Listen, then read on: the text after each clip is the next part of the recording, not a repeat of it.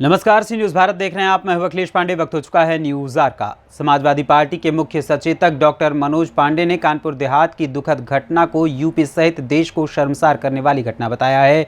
पत्रकार वार्ता के दौरान समाजवादी पार्टी के मुख्य सचेतक डॉक्टर मनोज पांडे ने कहा कि अफसरों ने मनमाने तरीके से एक ब्राह्मण परिवार को बर्बाद कर दिया। पीड़ित परिवार पर आरोप है कि उसने कुछ जमीन ग्राम समाज की जो थी उस पर अपना कब्जा कर रखा था। पीड़ित परिवार ने डीएम के यहाँ ज्ञापन भी दिया था, लेकिन डीएम ने पीड़ित परिवार के व्यक्ति की हिस्ट्री शीट खुलवा देने की धमकी देकर उन्हें वापसी का रास्ता दिखा दिया था। ये बात दर्दनाक मौत के शिकार हुई मां बेटी के पीड़ित परिवार के लोगों का कहना है। इसके बावजूद भी जिलाधिकारी पर कोई कार्रवाई नहीं की गई है। राजधानी लखनऊ के विक्रमादित्य मार्ग स्थित समाजवादी पार्टी के मुख्यालय पर समाजवादी पार्टी के मुख्य सचेतक डॉक्टर मनोज पांडे ने कानपुर देहात की घटना को यूपी सहित देश को शर्मसार करने वाली दुखद घटना बताया है। उन्होंने कहा कि ये अधिकार किसने दिया कि पूरा परिवार घर के अंदर था और अफसरों और कर्मचारियों ने जाकर आग लगाई। अफसरों की मौजूदगी में कैसे इतनी संवेदनहीनता वाली घटना हो सकती है। बुलडोजर चला दिया गया। लेखपाल, पुलिस और एसडीएम सहित कुछ लोगों को नामजद किया गया है। क्या ये मान लिया जाए कि डीएम एसपी की कोई जिम्मेदारी नहीं है? क्या वो सब जांच के दायरे में नहीं आते? इसके अलावा डॉक्टर मनोज पांडे ने क्या कुछ कहा, आइए आपको सुनाते हैं। घटना में एक शाक्य परिवार अरुण शाक्य की हत्या हो गई। हत्या के कारणों में हम जाए, मोटिव में जाए तो हम देखें एक दूसरे पक्ष के ऊपर पुलिस ने लगातार गलत मुकदमे लिखाना, उसे प्रताड़ित करना और ये स्थिति पैदा कर दी, दोनों पक्ष में इतना तनाव पैदा कर दिया कि अंततः कन्नौज में हत्या हो गई। बाराबंकी की घटना हम कैसे भूल सकते हैं कि बाराबंकी में एक 70 वर्षीय तीरथ पाल, उनके यहां बुलडोजर पहुंच गया, अतिक्रमण के नाम पे उनका नुकसान किया गया। उसी समय उनको हार्ट अटैक आया और 2 घंटे बाद उनकी मृत्यु हो गई। गाजियाबाद में एक ऑटो चालक, कोई गलती नहीं थी, केवल ये बताते हुए कि आपने गाड़ी साइड पे नहीं लगाई है, उसको इतना थाने में मारा गया कि उसकी भी पुलिस हिरासत में मृत्यु हो गई। अगर हम देखें तो ललितपुर की घटना मानवता को सार-सार करती है। एक दलित युवक को दबंगों ने मारा ही नहीं बल्कि उसे पेशाब पिलाया। अभी जनपद रायबरेली की अमेठी संसदीय क्षेत्र के डी में एक रोहित पासी नाम के व्यक्ति को गलती केवल इतनी थी वो कि उसने जो मजदूरी की थी, वो प्लम्बर था, वो पैसा मांगने जाता है तो दबंग उसे स्वयं मारते हैं और फिर थाने में ले जाकर के मारते हैं और थाने में थूक करके उसे चटवाने का काम करते हैं। ये जो घटनाएं आज उत्तर प्रदेश में हुई हैं, मैं मानता हूं कि जिस पुलिस को जिम्मेदारी दी गई थी कि वो लोगों के सम्मान की रक्षा करे, उन्हें न्याय दिलाए, आज वो लोगों का किस तरह उत्पीड़न कर रही है।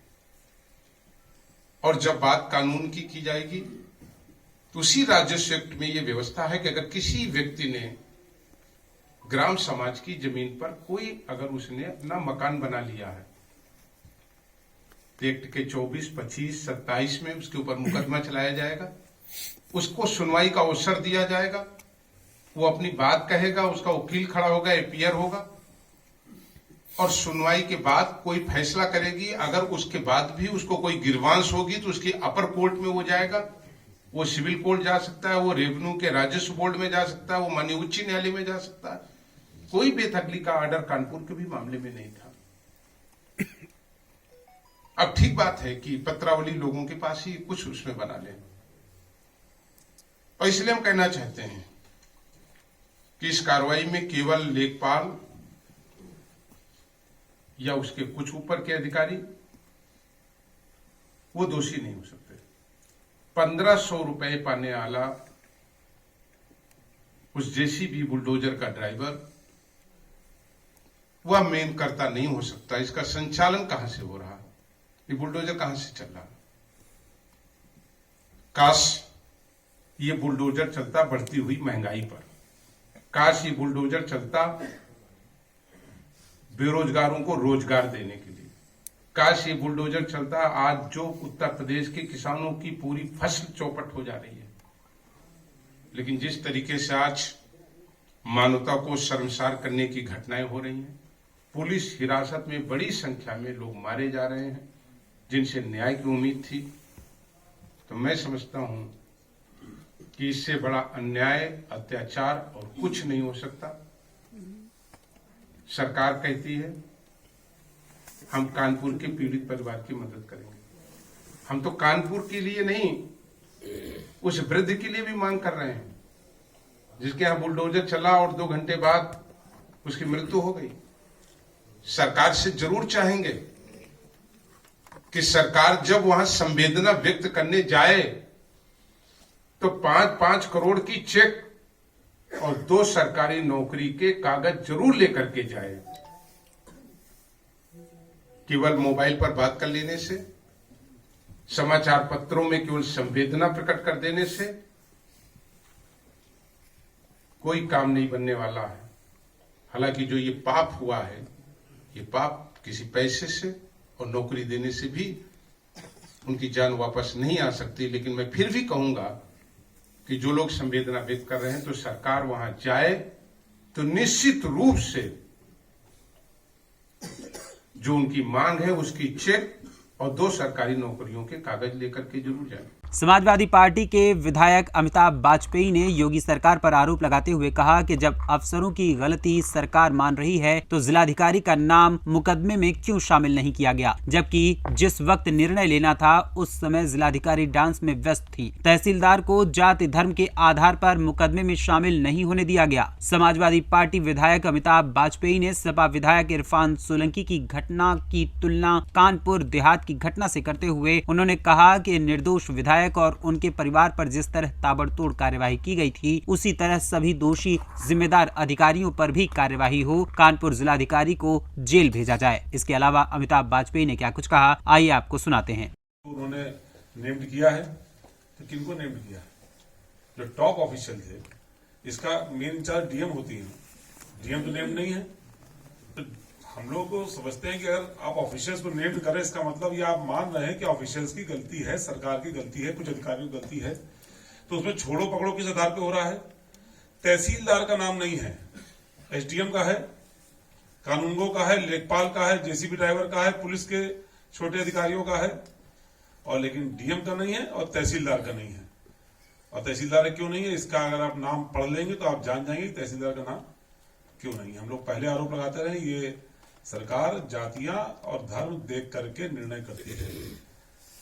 तो देहात की घटना में हम लोग कहेंगे कि एफआईआर में डीएम और तहसीलदार का नाम होना चाहिए और डीएम की गिरफ्तारी होनी चाहिए, क्योंकि हम लोगों ने वो डांस हम लोग नहीं भूल सकते। जिसको ये निर्णय करने थे वो इतनी व्यस्त थी कि वो डांस कर रहे थे, लेकिन ये निर्णय करने का समय उनके पास नहीं था। अब मैं तुलना करना चाहूंगा कि देहात की घटना की और कानपुर नगर में जो इरफान सोलंकी पे आरोप लगे उस घटना की। दोनों घटनाओं में आगजनी का आरोप है। इसमें आरोप था इरफान सोलंकी वाले में कि उन्होंने प्लॉट में रहने वाली एक बेवा महिला के घर में आग लगा दी। किसी ने नहीं देखा कि प्लॉट किसका था, वो घर किसका था। ये मान लिया गया कि महिला ने आरोप लगाया है तो आरोप सही है, और फिर चाहे सामने आरोपित विधायक ही क्यों ना हो, हम जांच के बगैर उसकी गिरफ्तारी करेंगे। ताबड़तोड़ गिरफ्तारी रात में ही शुरू कर दी गई। विधायक को इतना डराया गया कि ऐसा लगा कि कहीं ना कहीं ये विधायक की हत्या तक कर सकते हैं, ऐसा भय का माहौल पैदा किया गया। सारे समर्थकों पे, रिश्तेदारों पे, जुड़े हुए लोगों पर कार्रवाइयां कर दी गई और सबसे बड़ा डॉन बना दिया गया। घटना क्या थी? एक कच्ची झोपड़ी में आग लगाने की। और यहां घटना क्या है? एक कच्ची झोपड़ी में आग लगने से हुई 2 लोगों की मौत की। जब दोनों घटना एक जैसी है, यहां तो मौत है, वहां तो कुछ कमी था। अगर जमीन इरफान सोलंकी के भाई की थी तो इरफान सोलंकी दोषी थे, ये जमीन अगर सरकार की तो सरकार दोषी नहीं है क्या? तो हम चाहेंगे कि दोनों घटनाओं की तुलना भी करके देखा जाए कि कार्रवाई में भी फिर अंतर नहीं होना चाहिए। जैसी कार्रवाई हुई थी इरफान सोलंकी पर, वैसी कार्रवाई सरकार के बड़े अधिकारियों पर होनी चाहिए जो इस घटना के सारे दोषी माने जाते हैं। ये हम जरूर इसलिए क्योंकि उस घटना में बहुत आरोपित किया गया। हम लोग आज भी कहते हैं कि घटना झूठी है, सारे मुकदमे झूठे हैं, लेकिन आप तुलना करके देख लीजिए, यदि आपकी नीयत सही है तो कार्रवाई भी एक जैसी होनी ही चाहिए थी। जो इरफान सोलंकी पे हो वही कानपुर देहात के डीएम पर पहले होनी चाहिए, फिर छोटे कर्मचारी।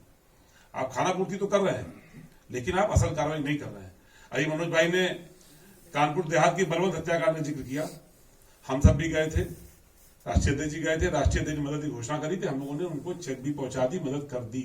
इस सरकार ने जो घोषणा करी थी, क्या सरकार ने अपनी घोषणा पूरी कर दी? क्या उसकी नौकरी मिल गई? क्या उसको जमीन का पट्टा हो गया? क्या जो मुआवजे की राशि सरकार ने घोषित करी थी, हम लोगों ने मांग करी थी, वो पूरी कर दी गई? क्या तो इस सरकार के किसी भी वादे पर भी यकीन नहीं किया जाता, क्योंकि पिछले जो वादे थे वो अभी तक पूरे नहीं हुए।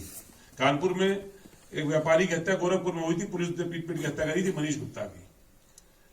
हम लोग गए थे, राष्ट्रीय अध्यक्ष जी की जाने की वजह से मुआवजा राशि बढ़ के मिली। पहले 10 लाख दे रहे थे, राष्ट्रीय अध्यक्ष ने 20 लाख दिया तो उन्होंने 40 लाख दिया, नौकरी भी दे दी। उसके मूल्य में छूट गए, उसके मूल्य में छूट गए। आपको पता उस परिवार ने आपत्ति जताई है, उसमें से 5 मुलजिम छूट गए, तो वो जांचें भी परिवार को संतोष नहीं दे पा रही। पिछला रिकॉर्ड इस सरकार का भरोसे का नहीं है। इसलिए इस घटना में भी हम लोग चाहेंगे सरकार वादा करने के बजाय, जैसा मनोज भाई ने कहा, सीधे पहले अमल करे, नौकरी और मुआवजे की चेक और आवास का पट्टा लेकर के जाए। और जब सरकार के मुखिया या कोई अधिकारी जाए तो उसके पहले डीएम की गिरफ्तारी होगी। डीएम निश्चित रूप से जेल उसी प्रकार से चली जाए जिस प्रकार से आज इरफान सोलंकी जेल गए हुए हैं। हम लोगों को दबाने से, हम लोग घरों पे पुलिस लगाने से, रात रात भर पहरे बैठाने से, पीएसी लगाने से क्या लोकतंत्र की आवाज दबाई जा सकती है? क्या ये जस्टिफाइड है क्या कि विधायक कहीं निकलेंगे? विधानसभा का सत्र आउट हो चुका है, हम लोग विशेषाधिकार प्रभावी हैं इस समय, और उस समय आप रोक रहे हैं, इसी कदर फोर्स लगा रहे हैं। इतनी फोर्स लगाते तो शहर में कोई अपराध नहीं होते। तो आज पुलिस बल का दुरुपयोग हो रहा है, बुलडोजर की चाबी गलत हाथों पड़ गई है। एक फिल्म थी कोई, उसमें जब कोई अपराधी, जो विलेन का गुर्गा जब कोई अपराध करके आता था तो वो कहता था मैं खुश हुआ।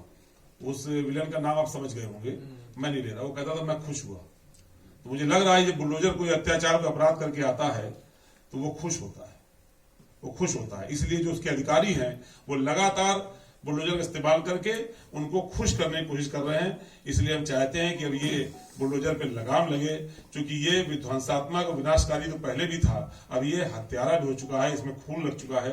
इसलिए इस बुलडोजर की स्पीड पर नियंत्रण हो, और जो बुलडोजर को असली कंट्रोल करे, जिनके हाथ में रिमोट है बुलडोजर का, जिनके हाथ में बुलडोजर का रिमोट है, उनको इसका संज्ञान लेकर जल्द से जल्द बुलडोजर को नियंत्रित करना चाहिए। आप सभी को धन्यवाद। लखनऊ से सी न्यूज संवाददाता कवि तिवारी की रिपोर्ट। फिलहाल इस खबर में इतना ही। देश दुनिया की तमाम खबरों के लिए देखते रहें सी न्यूज भारत।